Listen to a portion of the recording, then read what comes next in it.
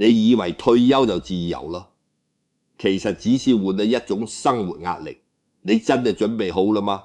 我同你講，真係唔好意思，我要開門見山咁講，因為呢個問題關乎你未來20年、30年，甚至40年嘅生活質素。你諗下後生嗰陣時，我哋成日都幻想等退休嗰日一定要瞓到自然醒，飲茶飲到下午2點，然後咩都唔使理，每個月準時有錢落袋，幾咁舒服。但真實嘅情況往往同我哋想象嘅有好大出入。如果你而家正準備退休，或者已經退咗休，咁呢條片你一定要睇晒，建議你都順手訂閱埋，因為後面講嘅嘢好多人都冇提前諗過，甚至係遇到咗都唔知點算好。頭1年退休嗰陣，你可能會覺得係人生嘅頂峰，終於可以唔使校鬧鐘，可以喺平日嘅早晨望住人哋西裝骨骨咁趕地鐵，而你就拎住份報紙，斯斯然行去茶餐廳，叫個沙爹牛肉公仔麵加杯熱奶茶，嗰種感覺真係正到冇朋友。但呢種快樂通常維持得唔耐，快嘅幾個月，慢嘅1年左右，你就會開始發現有啲嘢靜雞雞咁變咗，時間突然間多得滯。以前返工朝9晚6，有時仲要 OT， 時間係用嚟追嘅，而家時間變成要用嚟捱嘅。你開始會諗今日禮拜幾，今日要做啲乜？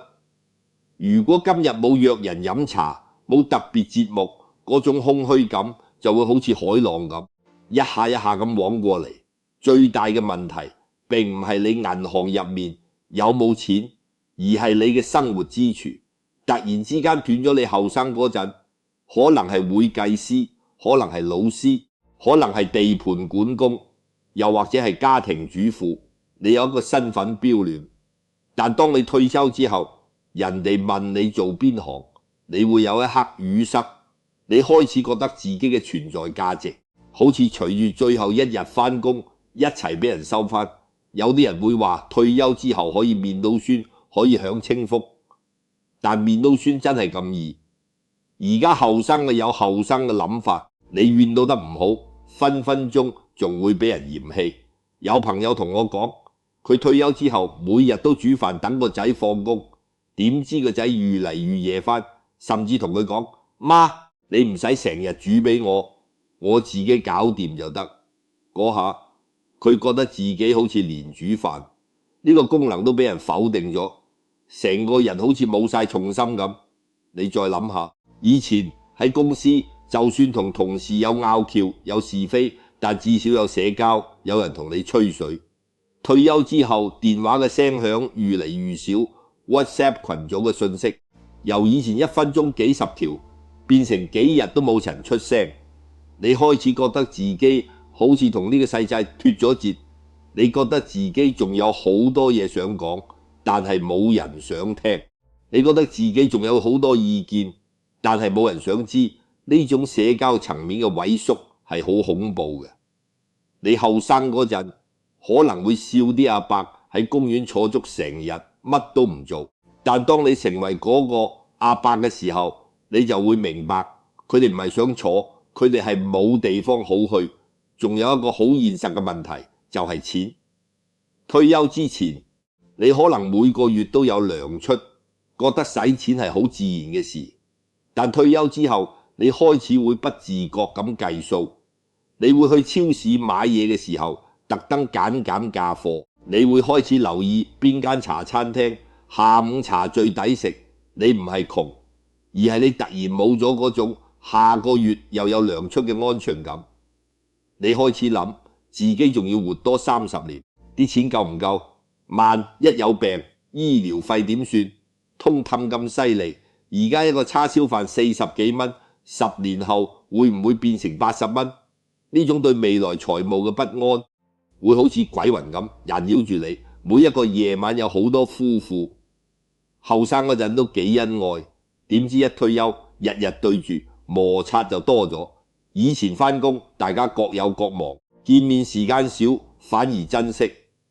而家朝見口晚見面，乜嘢缺點都放大晒，加上經濟壓力，如果其中一方使錢使得多啲，好容易就會鬧交。鬧交嘅內容可能由你又買埋啲無謂嘢，變成你知唔知而家啲錢揾幾辛苦？但問題係大家都已經冇揾錢，淨係靠積蓄同 MPF 呢種指責，只會令雙方嘅關係更加緊張。其實你慢慢會發現，退休之後嘅壓力係一種失重感。以前返工雖然辛苦，但有壓力有目標，你覺得自己係向前行緊。而家你突然停低咗，周圍嘅人繼續行，剩低你一個喺度，你會有種無所適從嘅迷惘，你會開始質疑自己嘅存在，你覺得自己冇用，覺得自己係負累。特別係當你睇到以前啲同事有啲繼續升職，有啲發展得好好，而你就只能夠喺屋企睇電視，嗰種比較會令你好唔舒服。但係咪個個退休之後都係咁嘅呢？又唔係㗎。你總會見到有啲人退休之後仲開心過以前。佢哋嘅秘訣係咩呢？就係佢哋識得轉型，佢哋冇將退休當成玩完，而係當成人生下半場嘅開始。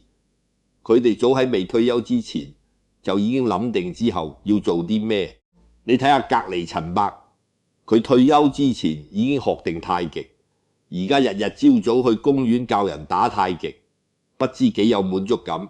又有個黃太，佢退休之後參加咗社區中心嘅義工隊，幫手派飯，仲識到一班新朋友，生活圈子仲大過以前返工嗰陣。佢哋嘅共通點就係佢哋接受咗人生係有唔同階段嘅，每個階段都有佢嘅精彩，而唔係停喺度怨天尤人。如果你覺得呢啲內容有共鳴，可以順手訂閱埋呢個頻道，我會繼續講多啲關於晚年生活嘅真實問題，唔會淨係講啲粉飾太平嘅說話。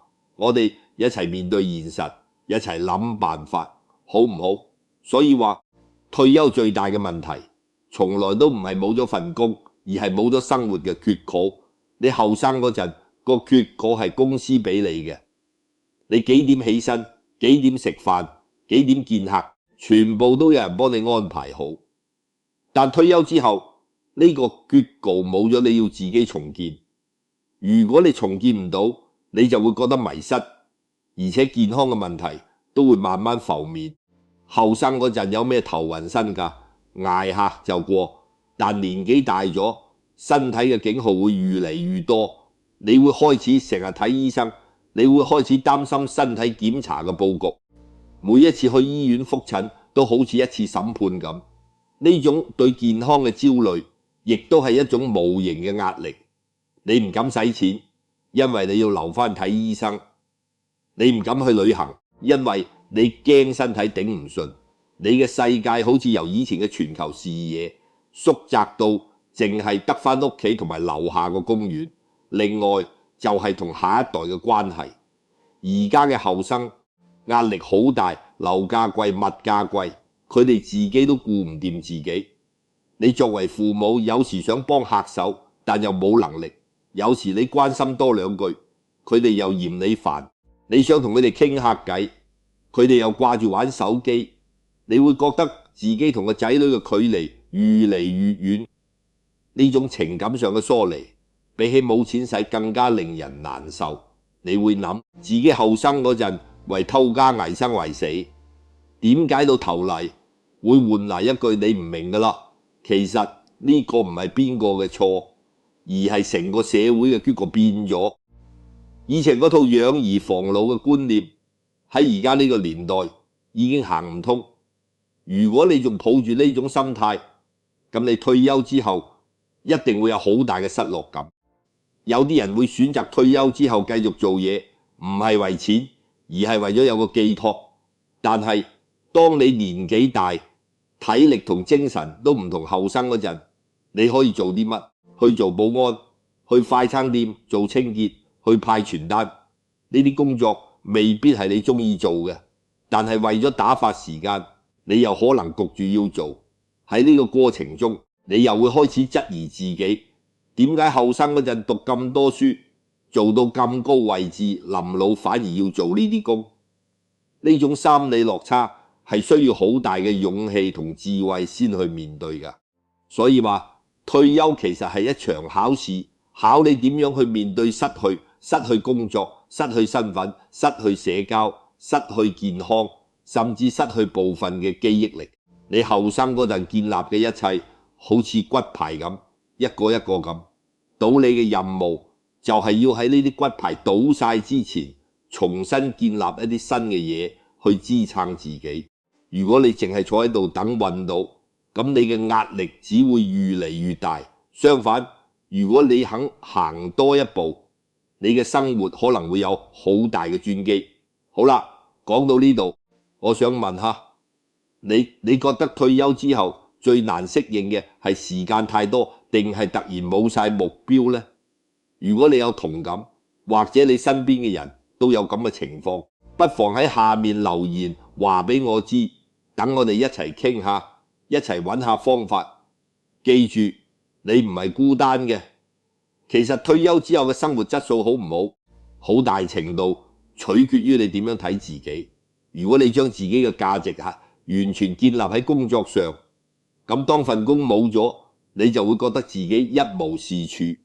但如果你明白你嘅價值在於你係一個咩人，而唔係你做過啲咩工，咁你就會容易過渡好多。你可以學下新嘢，去學書法，去學畫畫，去學樂器，唔使叻，最緊要係有樣嘢可以令你專注，令你覺得自己仲有進步嘅空間。當你有一個目標，哪怕只係學識彈一首歌仔，你嘅生活都會即刻變得充實好多。又有啲人會選擇搬去大灣區退休，探嗰邊生活指數低，地方又大，呢個都係一個幾好嘅選擇，但都要諗清楚適應唔適應到嗰邊嘅生活節奏同埋醫療配套。無論你嘅選擇係點，最緊要嘅係你要有心理準備。退休唔係一個終點，而係一個轉折點。你要主動去規劃，而唔係被動咁去接受。你嘅下半場人生一樣可以過得好精彩。我識得一個長輩，佢退休之後第一年真係好唔開心，覺得自己冇晒用。後來佢都起心肝，每日寫一篇文章，記低自己嘅生活感受。寫咗一年之後，佢竟然將啲文章結集出咗本書。佢話俾我聽，佢而家唔止冇咗退休嘅失落感，仲覺得自己揾到人生嘅新意義。佢嘅故事話俾我哋知，只要你肯去試，退休生活可以有無限可能。當然我都明白，唔係個個人都咁有雄心壯志，有啲人只係想簡簡單單安享晚年，咁樣都冇問題㗎。但就算係咁，你都要有一個生活規律，你要定時起身，定時食飯，定時去公園散步。你要保持同外界嘅接觸，就算只係同街市嘅菜販講多兩句，都好過你自己屈喺屋企對住四面牆。你亦要學識點樣同自己相處。以前成日對住人，可能你會覺得好煩，但當你突然之間成日對住自己，你可能會覺得好陌生。你要接納呢個新嘅自己，接納自己嘅老，去接納自己嘅唔完美。如果你而家係50幾歲，準備緊退休，咁你仲有時間準備，你可以開始諗下自己退休之後想做啲咩，開始儲定一筆快樂基金用嚟發展興趣。你亦可以開始培養一啲一個人都可以做嘅嗜好，例如睇書、練語、攝影。等退休嗰日嚟到嘅時候，你唔係失去咗啲嘢，而係開展咗新嘅一頁。呢個心態嘅轉變好重要㗎。你有冇感覺人一退休之後，連電話都響少好多，聯絡你嘅人好似得返可以推銷電話同埋電信公司續約優惠。呢種感覺真係好現實，亦都好殘酷。所以你要主動啲，主動約朋友，主動參加活動，唔好等運到你嘅社交圈子，係要靠自己一手一腳去維持同建立㗎。如果連你自己都唔主動，咁就真係會變成孤島。其實退休之後，你最大嘅財富就係時間，你可以用呢啲時間去做啲以前想做但冇時間做嘅事，你可以去追一啲劇集，可以去行一啲山路，可以去探一啲舊朋友，呢啲都係好寶貴嘅享受。但時間呢樣嘢可以係良藥，都可以係毒藥。你用得好，佢就係你嘅朋友；你用唔好，佢就會變成你嘅敵人。所以千祈唔好睇小退休之後嘅心理調整，佢嘅難度絕對唔亞於你後生嗰陣轉工或者移民。再講多少少關於錢嘅問題，好多退休人士唔敢使錢，因為唔知自己會活到幾時。呢種心態會令到生活質素下降。其實你可以將自己嘅資產做一個規劃，例如分為必須使、中意使同埋以備不時之需三部分。只要你做好咗規劃，就要學識放開懷抱，適當咁獎勵自己辛苦咗大半世，唔通臨老仲要苛待自己咩？當然唔係叫你大魚大肉，而係叫你唔好太過供緊自己去旅行，揀個舒服啲嘅酒店食飯，揀間好啲嘅餐廳，呢啲都係對自己嘅一種尊重。最後我想講，退休之後嘅壓力其實係一種成長嘅契機，佢迫使你去面對最真實嘅自己，去審視自己嘅人生。如果你能夠安然度過呢個階段，你就會成為一個更加豁達、更加從容嘅人。你會明白，人生嘅快樂並不在於你擁有幾多，而在於你點樣去感受。如果你正在準備退休，或者已經喺退休生活入面摸索緊，記得訂閱我哋，我會繼續講多啲真實嘅晚年生活經驗，唔會同你講廢話，淨係講最貼地嘅現實。好啦，講到呢度，我又想問多你一條問題：如果俾你重新選擇，你希望60歲之後嘅生活係點樣嘅呢？係環遊世界，定係簡單同屋企人一齊？我好想知道你嘅諗法，快啲喺下面留言話俾我知啦。退休並唔係一個句號，而係一個逗號，佢標誌住你人生一個章節嘅完結，同時亦都係另一個章節嘅開始。點樣寫好呢個新章節？個筆係喺你自己手上。你可以選擇寫一個沉悶嘅故事，亦可以選擇寫一個精彩嘅故事。選擇權由始至終都喺你度。我哋呢個年紀最怕嘅唔係死，而係臨老先嚟後悔，後悔自己冇好好活過，後悔自己淨係識得擔心。與其擔心，不如行動；與其坐喺度等時間過，不如企起身去創造回憶。你覺得而家嘅生活同你當初想象嘅退休生活有冇分別呢？我相信絕大部分人嘅答案都會係有，因為現實永遠比想象複雜。但呢個並唔緊要，最重要嘅係你有冇勇氣去面對呢啲落差，有冇智慧去調整自己嘅心態。如果你可以做到，咁你就可以真正咁享受到退休所帶嚟嘅自由，而唔係俾嗰種換咗形式嘅壓力吞噬。記住，你唔係一個喺度等時間流逝嘅老人家，你係一個擁有豐富人生經驗嘅智者。你嘅價值唔會因為你冇返工而減少，只要你仲有氣息，仲有思想，你就可以繼續貢獻社會，繼續發光發熱。就算只係對住你個孫講古仔，嗰啲都係一種傳承，一種無價嘅貢獻。好多謝你睇到呢度。如果你覺得呢條片嘅內容有幫助，記得幫手點個讚，同埋分享俾你身邊嘅朋友，等佢哋都可以及早做好準備。我哋下條片再見到時，再同大家探討更多關於晚年生活嘅大小事。記住，人生下半場一樣可以好精彩，只要你肯踏出第一步。拜拜。